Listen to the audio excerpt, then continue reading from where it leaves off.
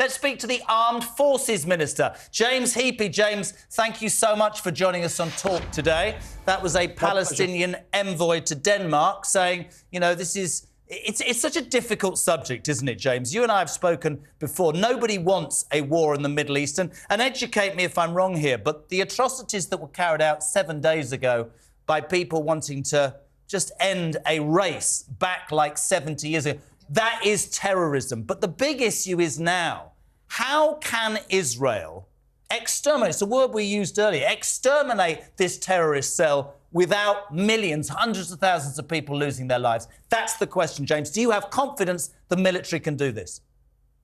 Well, Jeremy, there was lots in your introduction there, and indeed I agree passionately with what you said at the end of your previous interview, that Hamas do not represent Palestinians. Hamas are a terror group who have oppressed Palestinians living in Gaza since they came to power 15 years or so ago.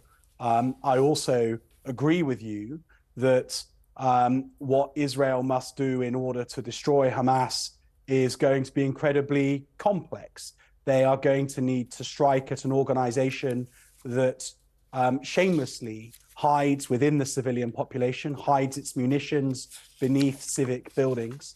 And that is going to require Israel to have excellent intelligence, to act with great precision and to act with restraint. And I'm confident that they will. Moreover, to complete the comparison, whereas Hamas, without warning, executed 1,200 or more Israeli civilians last Saturday morning, what we're seeing from Israel, and I accept that it is an extraordinarily difficult thing for the population of Gaza to be asked, but Israel are being very clear that if people can move south of the Wadi Gaza, they will end up in a safe zone where they will not be immediately at risk from Israel's forthcoming operation.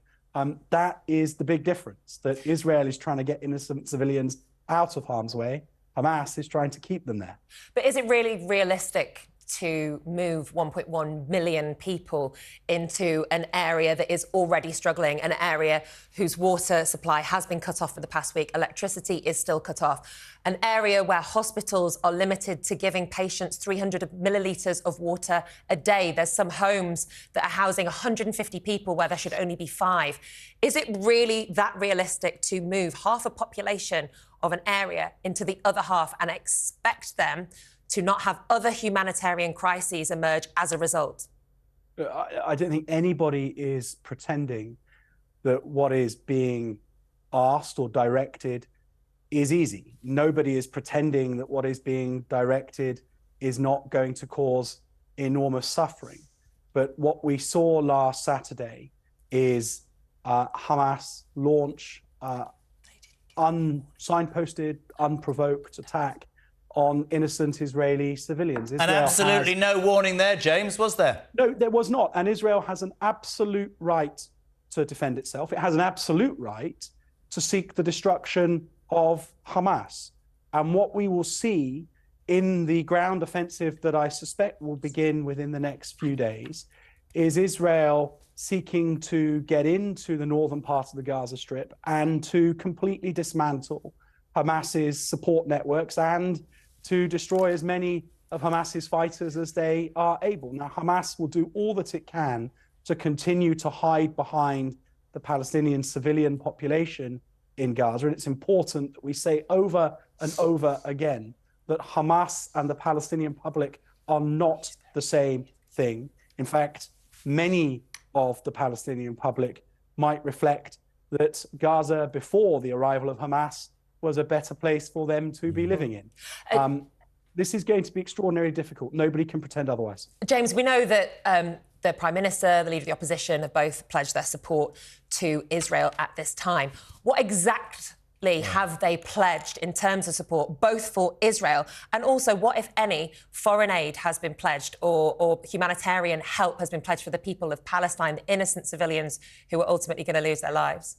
Well, you're absolutely right that the Prime Minister and the Foreign Secretary have been speaking not just to Israel, but to all of our other friends and partners in the region as well. And I suppose our offer of support into the region at large really comes into 3 buckets. So firstly, there is the UK self-interest of helping to helping our nationals to leave.